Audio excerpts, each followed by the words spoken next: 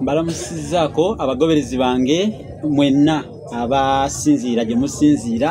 okundaba n'okugoberera ennyo omusomesa wammwe Munnabusiro Sava Bosa Musisi era nze wuuyo olw'okuba nti w'emirimu gye teyeetereka omubazi w'enseke akeerera ku biwondowondo ate nnyini mulimu takeera kwota bassebo mbalamusaako ne bannyabo muliyo mutya mu mbeera eno ey'okulogota kubanga tunoonya obujjo tunoonya wefumbe wa Lusimbi naye nga kulogota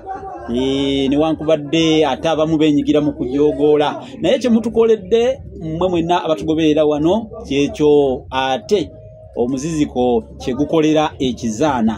kale omuzaana omwatulire akola enjuba kweri ate ekiganiro omuddu libabbwa ya mu mutwe kimanyi bulungi lumondo omunene yalwanya omukomago ate omukomazi addiŋŋana wadde nga yakutula empale nze bino nja kubiddiŋŋana nja kubaweerezanga buli lunaku nja kubaweerezanga buli kaseera nja kuyitangayo mbaweereze kubanga manyi nti nno munnange omuya oguddiŋŋana gwe guleeta kalegeya kale omugoba tanalaba nalubamba essuubi limuggwamu lwaki ndwa mu bigambo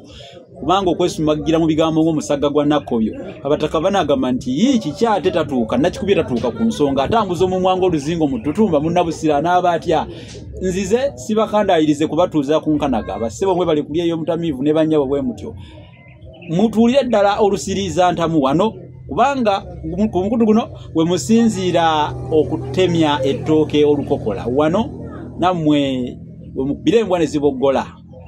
nze Munnabusiro Sava Bosa Musisi Nsereganyi Sengule 2022 omuwandiisi eyakuwandiikira ekitabo Olulasange ekinoonyeeko kya mitwalo 10 n'enkuwandiikira effumbekero ly'ebisoko bya Sengule 2022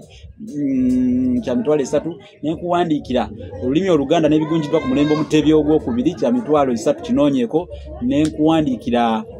Kabaka b'Ensimuwawa nakyo kinoonyeeko kya mitwalo wagindaba 3 ebitabo byonna byonna birungi era obyetaaga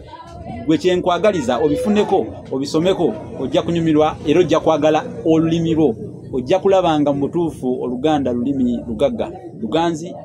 mu bantu ate abantu era ddala wamma basaanidde okwongera okulunoonyerezaako n'okulumanya n'okulutegeera mu bugazi bwalwo era n'okulugenda ebuziba sooka subscribinge olikinge okomentinge osharinge kubanga olwaleero byenateeseteese byengenda okusoosotola kino kyaliiro kya mmere bakyagalira mu ddiiro ndeese olwaleero ngenda kwogera ku byafaayo bya Kabaka Kintu n'ekibuga kye eky'Emagonga Kabaka Kintu omanyi Kintu tetumuyita Ssekabaka tumuyita Kabaka nabategeeza ensonga lwaki tetumuyita Ssekabaka yabula bubuzi tetulina masiro ga Kintu naye nga ebyafaayo bya Kintu n'Emagonga empisa z'Emagonga biki ebyayisibwanga eyo magonga byabanga bitya tuula ne munno muyite sheyalinga mukwano gwange oba tona subscribinga munnange olinda ki sooka subscribinga owo mukwano olwo nno tutambulira mu ngeri ya butalekana ng'essonko n'ekkovu tutambule bulembwe tondekerera mulino eddemeeze eddene bweriti tondeka tutambulire wamu tondekerera muguno omuseseetuko mwe tutambulira tambuza ne banno bayite tutambule kakali Kintu buli muganda yenna amanyi bulungi Kabaka Kintu ye Kabaka wa Buganda ombereberye era nga twagala tulabe empisa ez'omulembe gwe Kintu nga bwe byali wali yakuba ekibuga kye ekibuga kino ekikulu ennyo era mu byafaayo bakiyita Magonga kiri eyo mu ssaza ly'e Busujju kyenjagadde olwaleero tutunuulire empisa z'Emagonga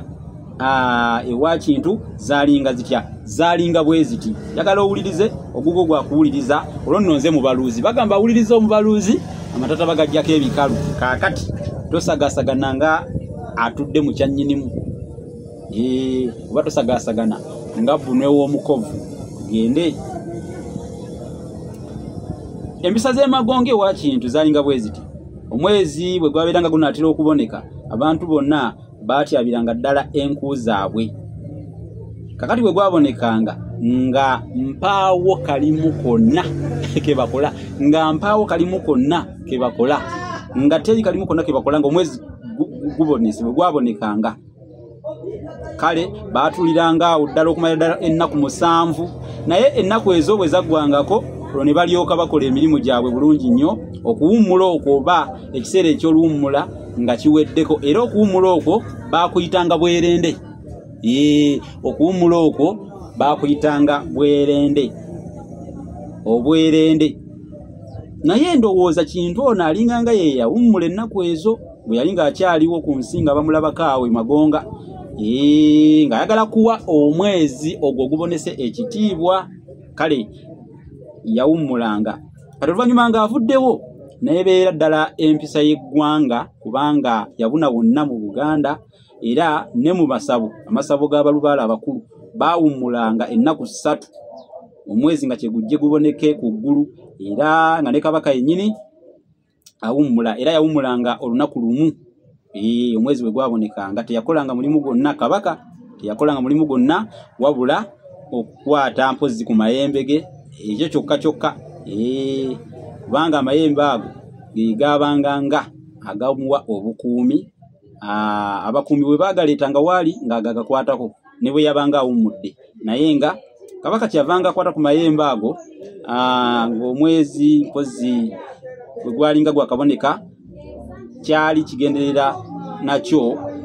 kuwa kitiibwa oba kussaamu kitiibwa kubanga amayembe ago gaabanga gamukumbye okumalako omwezi obulungi.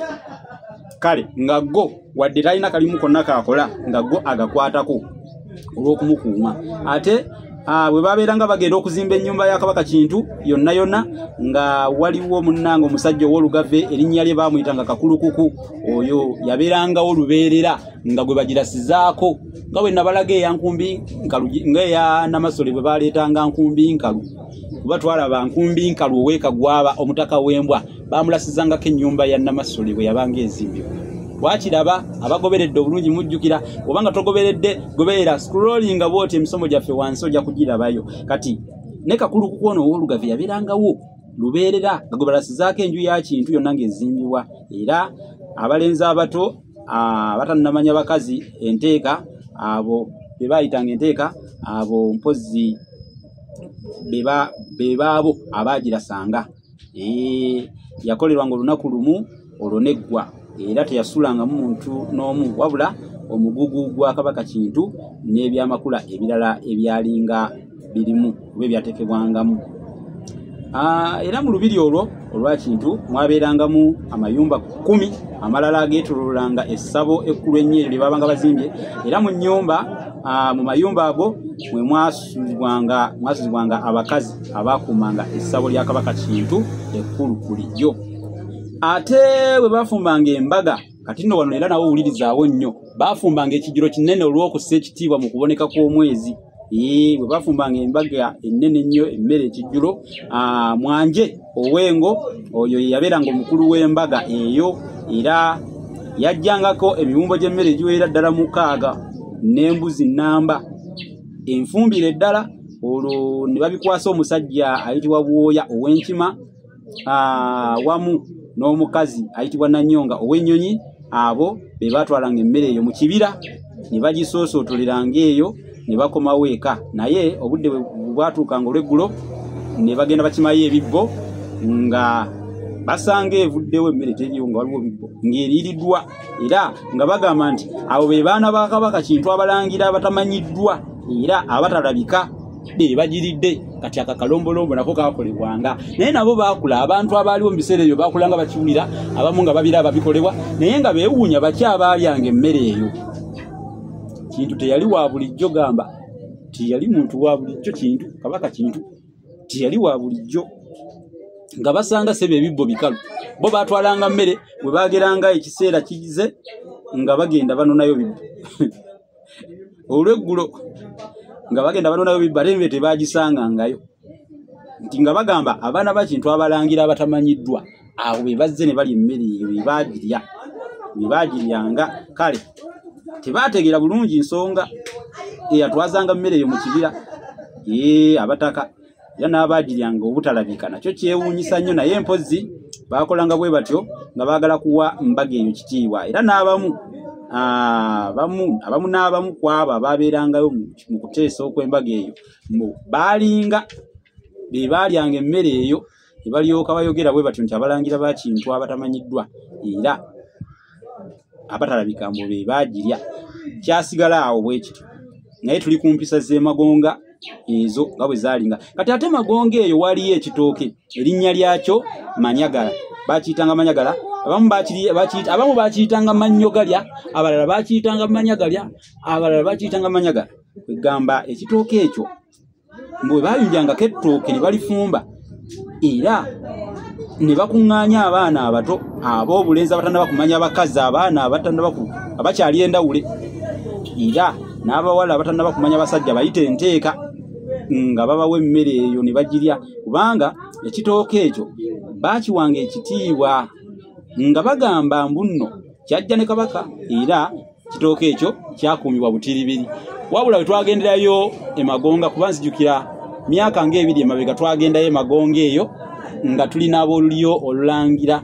Youth Network, naye tetwakiraba, tebakitulagira, tetwakiraba. Ekitooke ekyo kiraka kyasaanawo naye nga kyabeerayo ebbanga ddene, ekitooke ekyo Manyagala. Era ku nnono okwo kwennyini tekwaziikibwangako mulambo. Kano akalombolomo nako kategeere, tekwaziikibwangako mulambo okuggyako ogw'omuntu omu. Tebaziikangako mulambo gwa muntu yenna mulala, newankubadde abaami ba Kabaka nga bafudde, wabula baziikanga mu byalo ebyabwe ebirala ebitali ku nnono kwennyini, naye baziikangako omutaka waako omukulu yekka omu bw'ati gwenjogeddeko, omutaka oyo ey'Eddirengo Mwanje, oyo yazikibwanga nnono. Nnono ne Busujju biri biti bikwataganye nnyo, era waliwo eyaŋŋamba nti musomesa Munnabusiro, ebyalo bino tuwulira abamu bagamba Nnono ne Busujju, ebyalo bino bye bimu kuba Magonga alina erinnya eddala ng'era ye Nnono.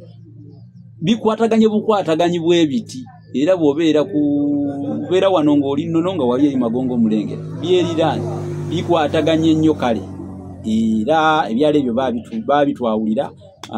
Twagenda era omutaka waako Mwanje yennyini yakola ki, yatuwa enjawulo ya ebyalo ebyo. Nolwekyo oyo yekka ye yazikibwanga ku kibuga ekyo, ku kyalo ekyo